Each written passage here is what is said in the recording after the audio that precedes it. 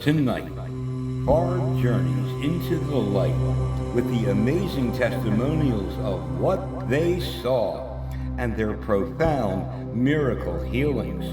With the account and testimonials after their session on the Biologically Resonant Harmonizer. This is Josh and his amazing journey to the other side.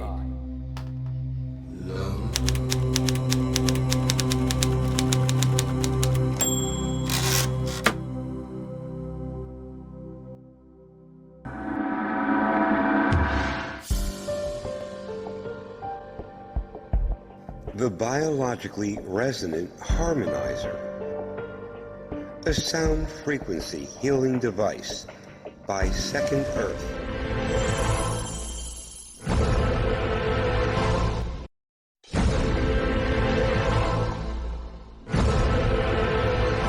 Life and Health. SecondEarth.org.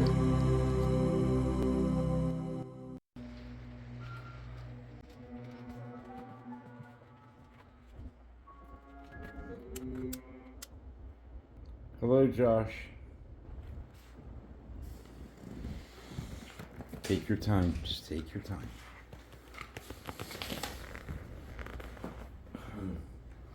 I'm going to take the foot pads off you.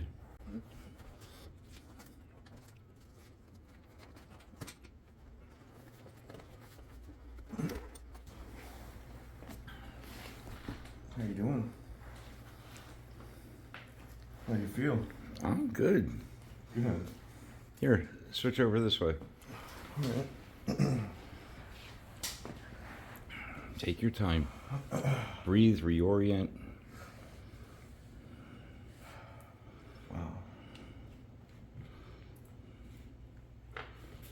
So Here, look at us. Let's having first a- say hi to everybody. Hi. What's your name? My name's Josh. This is Josh, everyone. All right, so Josh is just coming back. He's still a bit groggy. Eat chewing gum. What's that? Eat chewing gum. Yeah. You had gum in your mouth the whole time. Yeah. All right, so what's going on here? Well, it's everything I knew it would be.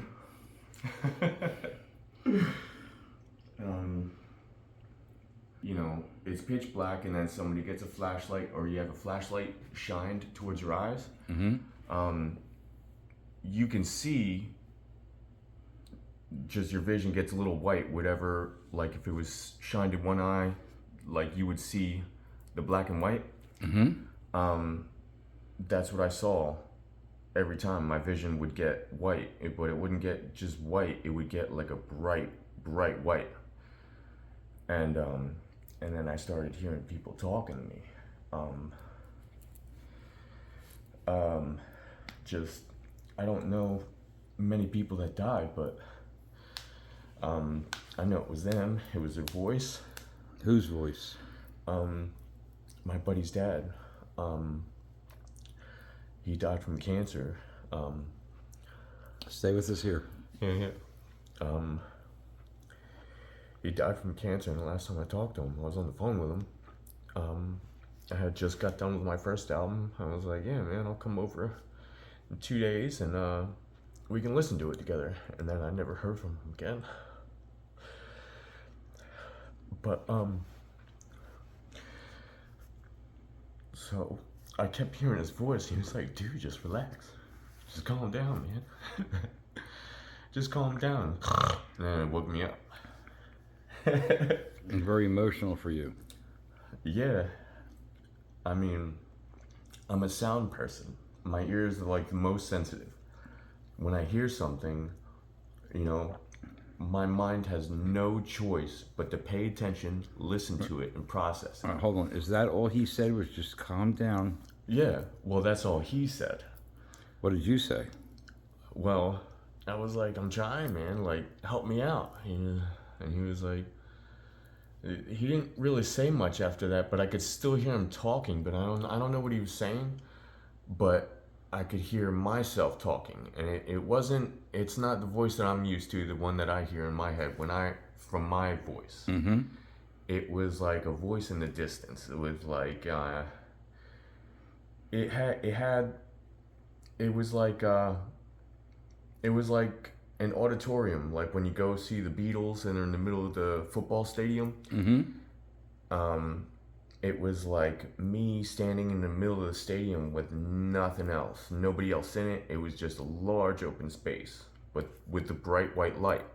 He was on this side, and there was somebody else that I could hear talking. Like there was multiple people there, but something was going on, and he was speaking to me. And when I heard his voice, I was like, oh my God, like, I'm a sound person, and I heard the voice. I have no choice but to listen to it, and my mind is analyzing it like that. Like, that can't be.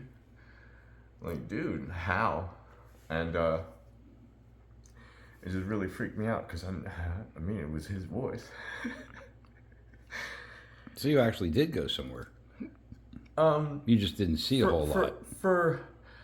I was on the verge. I could still feel my body. I was laying there. I'm conscious of the sound, and I heard. I could hear footsteps. What was happening here, but at the same time, it was kind of like watching a movie. You were by yourself most of the time here. Yeah. But even though I was experiencing those other things, it's kind of like watching a movie and you're watching it with somebody, and then they go and leave, but you don't really notice that they left.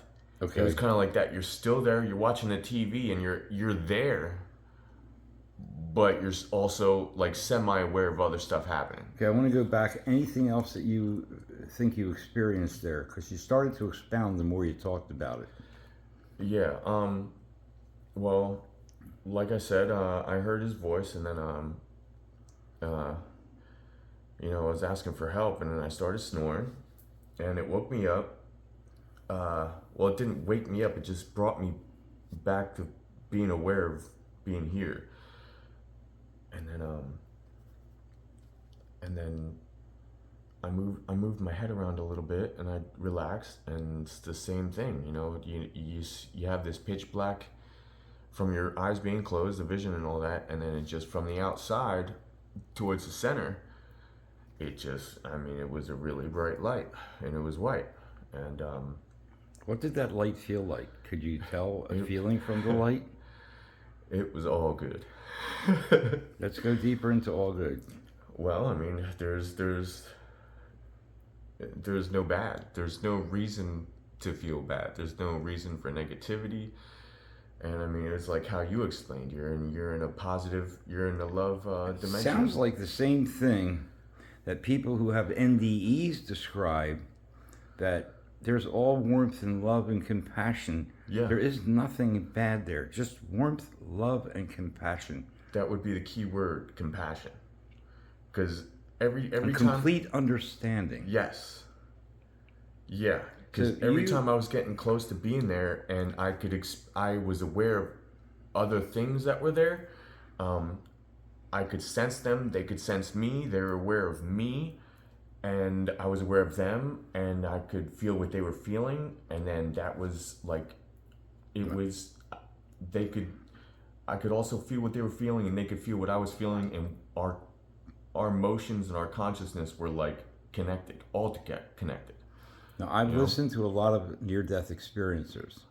This is exactly what they're saying, okay, is what the other side is like.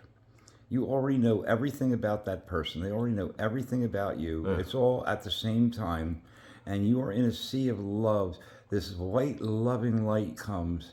That's all compassionate, knows you completely. Yeah. And yada, yada. Well, but at the same time, it's also not that it's everybody else feeling what I'm feeling. It's not. No, aware. They're not feeling what you're feeling. They're aware of you. You're aware of them. But at the same time, it's not necessarily them and me. We are one, if that makes any sense. Oh, yeah. You had a unity consciousness experience. Yes. You merged with the light. Yeah, it's like, And you were part of it. it's like when an ant, and you got two ants and they cross paths with each other, they don't have to say anything. They touch antennas for a second and they know. But there was no antennas. We didn't have to make that effort. It was instantaneous and it was constant. And trust me, people who have listened to near-death experiences, they know exactly what you're talking about. Yeah, there was a couple. I mean, like I said, I went in and out a couple times, and then the second time, it was the same thing. Just hearing people that I know that passed away, and there was a couple people that I heard that are still alive. And then I was asking questions, and they were basically. They had patience for me, but they're like, I don't know why you keep asking. What do you want to know? You already know it, Like you don't have anything to learn here. And then, but the last time I could clear my mind, I totally relaxed my body, and I wasn't snoring, and it was the same white light, but this time it wasn't all fuzzy. It wasn't like a black fading into white. It was kind of like that, and then the whole thing just went into one shape. And like the blackness. What shape was that? Well, the blackness, the pitch black, it took the shape of like a cliff. And then the white became bright light, and it was very defined, and it was me standing on top of the cliff. And I jumped, and like it turned into a bird. Who's it? Me, like the light, and it just flew away. You flew away, man. And the cliff wasn't.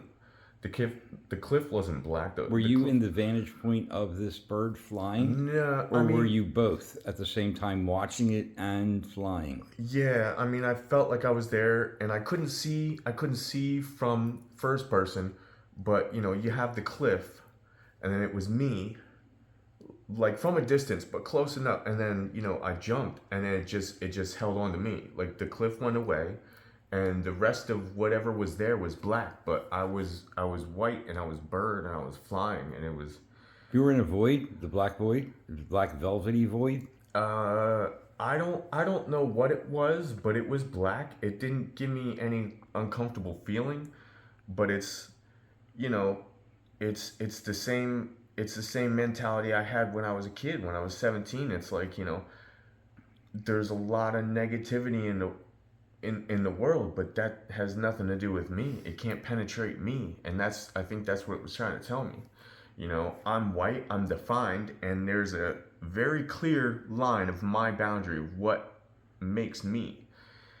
And I can just fly, and I can be me, and that stuff doesn't have to touch me. Basically, a clear defined boundary of what makes you versus what you take on here as though it's you while you're in human form. Yes, but I realized it doesn't. I saw it. It explained to me that it doesn't have to affect me. Yes. It's there, but it can't affect me. It can't touch me. You're being given lessons over there and reminders. Yeah, but I mean, it's weird though, because it's all stuff I already knew. It's just getting back to the roots of it. That's pretty profound. Well, like I said, I experienced it. This is exactly what I knew it would be, and I have a feeling the next time, whatever it was, told me next time is going to be way more intense, and I'm not going to snore, and I'm going to be gone, and I'm just going to see more of what I already knew was there. Okay. So basically, people are having near-death experiences without floating out of their body. Most people don't go down the tunnel. People are just showing up there, and you just are having very similar experience to people who floated out of their body at the hospital and went to the other side and connected with everybody in the universe, knew everything about them, heard the voices, saw the light, the love, the compassion from that light. You have a classic aspect of NDE, and people who have had them, okay, are dying to get back there. Mark, there's a lot of stuff out there, a lot of things that are meant for healing physically, spiritually, and yeah, everything else pales in comparison to this. It's different. It's way different. It pales in comparison? It pales in comparison. Well, why? What experience do you have with other things out there? Well, there's a few things that I've tried, but it only those sorts of things they touch the surface. They don't go to the root of anything. Would you be interested in sharing what those things were that you tried? Well, I tried. I've researched binaural beats, and I started making my own. And you listen to them and you can hear them, and it touches you and you can feel it, and it makes you. It does affect your mood and it changes certain things, but not like this. And also remember, you were using just headphones. Yeah. And headphones cannot touch in a million years. Yeah. What having these vibrations going directly into your body. Why do you think they put chakra bowls on the person? They'll rest it right on them. So that you can hold it in your hand, so you can feel it going through your arm. Well, a sound healer will put it on their chest. Okay. And make it vibrate. Okay. Well, you don't need to have chakra bowls anymore. You now have the harmonizer. You have any instrument you want. And I'm really so glad that this was so much more effective than anything else you tried. That's great. It's very effective. And, I could feel there's certain things going on with my body that aren't, up to par, but every time when I was going there, that part of my body, like those things were tingling, and they felt lighter and just, I don't know. You mean areas that aren't so great in your body, you felt them tingling? Yeah, like I have really bad wrists, and even though I wasn't like gone and... Would you like to know why? Well, it's healing. It's separating. So if you have parts of your body that have a depletion of life force, they're more deadened, and all of a sudden you've got all this energy flowing through it. Yeah, I would think it could feel like tingles. Yeah. Okay. No, that makes sense, because it wasn't like, sitting on your foot and your foot's asleep. It wasn't that. No. It's far from that. It's your nerve senses and senses coming alive. Yeah. Yeah, you can feel it. It's, if you can see what it does on an atomic level, you can feel that. Like if it makes any sense. Oh, it makes sense. You felt your body parts coming aligning back to more alive. Aligning with the vibration of what they should have been, and with their, I don't know. We get you though. Well, I mean, like I said, I don't know of any other healing or medicine or rituals that do anything like that. I mean, I've never come across anything like that. Right. I've heard that from quite a few people. Yeah. All right, thank you. Yeah, thank you. Hi, my name is Mark Seaver, and I am the inventor, if you want to call me that, of the Biologically Resonant Harmonizer. I am blessed to witness person after person after person going on our sound healing device and having extraordinary experiences that with the device, to me, watching this is becoming ordinary, but it never is. Each person's body is going into a very deep state of rest, and it falls asleep while the consciousness wakes up in a dimension, the love dimension, but is specifically there for them for their healing, for the healing of hurts and pains, which we call discordant energetic patterns that are in the body that block the flow of life force going through us. And what happens to us? Our bodies get sick. They go into dis-ease. I really want to ask you, encourage you to watch these testimonials. You'll learn so much from them in so many different ways. And please, this is so important. Please share this with people that you love, people that you may know that really might be able to get help from this sound healing wonder. Thank you so much. Please help spread this throughout the world. It's going to change everything. Life and Health. Secondearth.org